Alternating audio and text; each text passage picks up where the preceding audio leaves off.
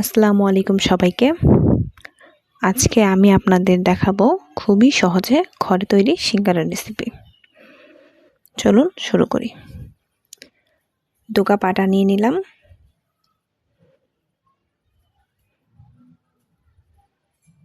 দু চামচ তেল নিলাম, লবণ নিয়ে নিলাম পরিমাণ মতো। আমার কাছে তেলের পরিমাণটা একটু কম লাগলো, তাই আমি আবার 1 চামচ দিয়ে দিলাম। এখন শুকনো উপকরণগুলো ভালোভাবে মিশিয়ে নেবেন।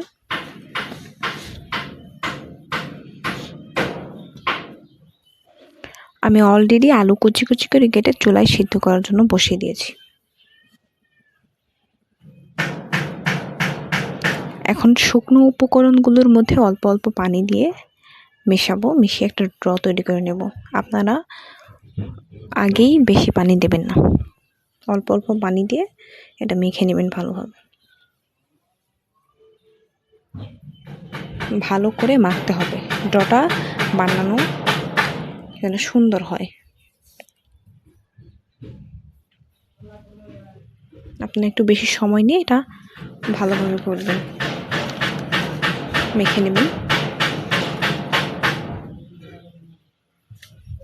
ভালো করে মেখে নিচ্ছি, দেখুন আপনারা দেখতে পাচ্ছেন।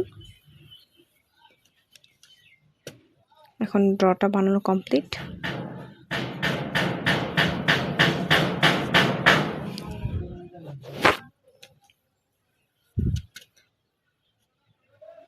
ড্রটা বানানো এখন হয়ে গেছে।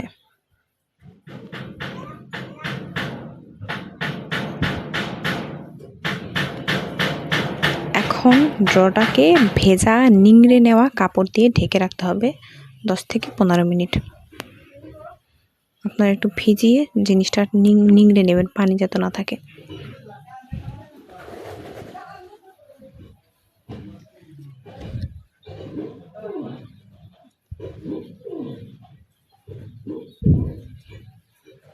দেখুন আলুগুলো এখন সিদ্ধ হয়ে গেছে।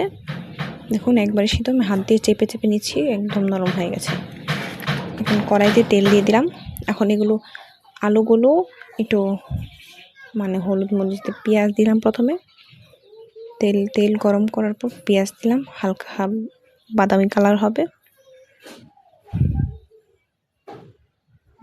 এখন একটা জিরে গুঁড়ো দিয়ে দিলাম।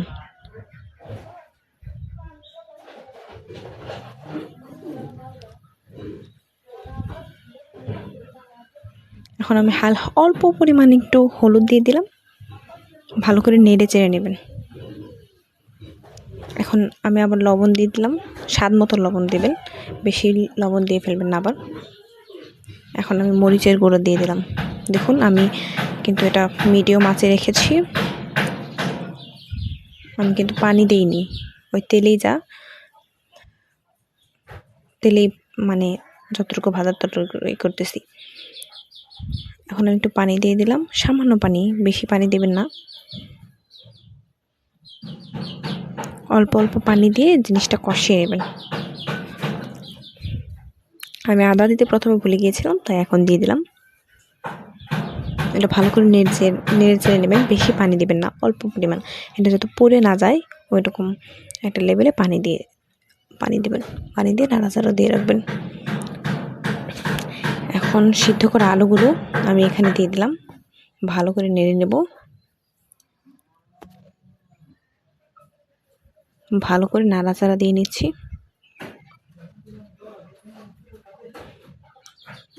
এটা মাখো মাখো থাকবে, এটা যেন ভাজা ভাজা না হয়, আবার যেন পানি পানি না থাকে, একটা মাখো মাখো ভাব থাকবে, সিঙ্গারের ভেতরটা যেরকম থাকে ঠিক ওই রকম। আপনার লবণটা দেখে এটা আরও ভালো করে নাড়াচাড়া দিয়ে এটা নামিয়ে নেবেন।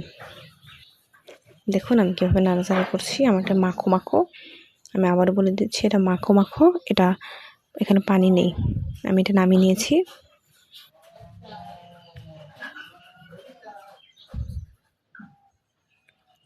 একটু ঠান্ডা হতে দিন, তারপর রুটি বানিয়ে তারপরে এগুলো ভরবেন। ভেতরে ড্র থেকে কাপড়টা সরিয়ে নিলাম। এখন এই ড্রটাকে রুটির আকারে বানাবো। রুটিটা আসলে গোল হবে না, এটা আসলে দেখুন, আপনারা দেখলেই বুঝতে পারবেন রুটিটা কেমন হয়।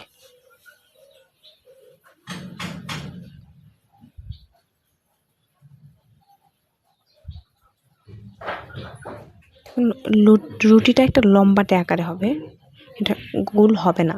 এই একটা রুটি দিয়ে আমরা 2টা সিঙ্গারা বানাবো।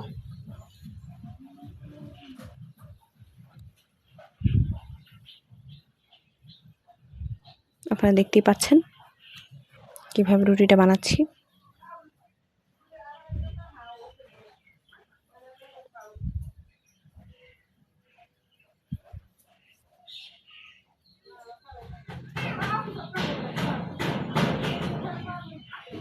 এখন আমি এই মাঝখানটায় আমি কেটে নেব, রুটির মাঝখানটায় আমি কেটে নেব।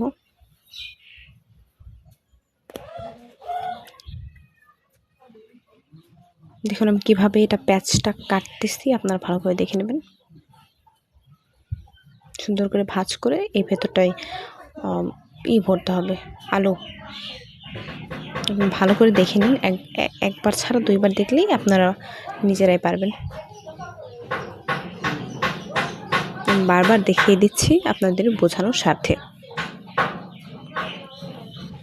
এখন আমি আলু যেগুলো কষিয়ে রেখে দিয়েছিলাম ওগুলো আমি ভরে দিলাম।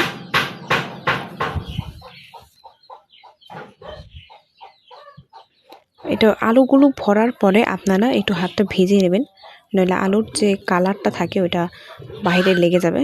আপনার একটু হাতটা একটু পানিতে চুবিয়ে তারপর আবার এর মধ্যে দিয়ে দেবেন, মানে ওটা পেঁচিয়ে নেবেন।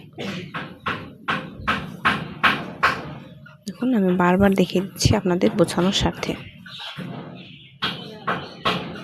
দেখুন আমি আলুটা ভরে নিলাম। এখন আমি এই যে হাতটা ধুয়ে নিয়েছি, দেখুন আমার হাতটা লক্ষ্য করে দেখুন আমার হাতটা ভিজে। তারপর আমি এটা আবার প্যাচ কেটে নিলাম। আসলে সব কিছু তো বলে বোঝানো যায় না। এখন সবগুলো বানানো শেষ, সবগুলো কমপ্লিট। এখন আমি একটা কড়াইতে একটু বেশি করে তেল দিয়ে দিলাম, কারণ ওটা ডুবো তেলে ভাজতে হবে। তো সবগুলো ছেড়ে দিলাম তেলের মধ্যে। মিডিয়াম আঁচে রাখবেন, বেশি আঁচ দেবেন না।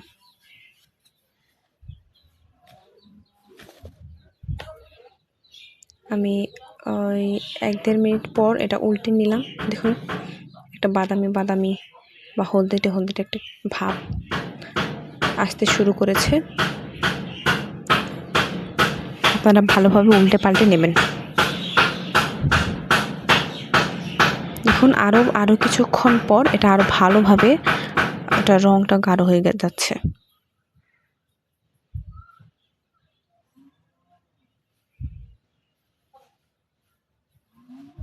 রংটা এখন বেশ গাঢ় হয়ে গেছে।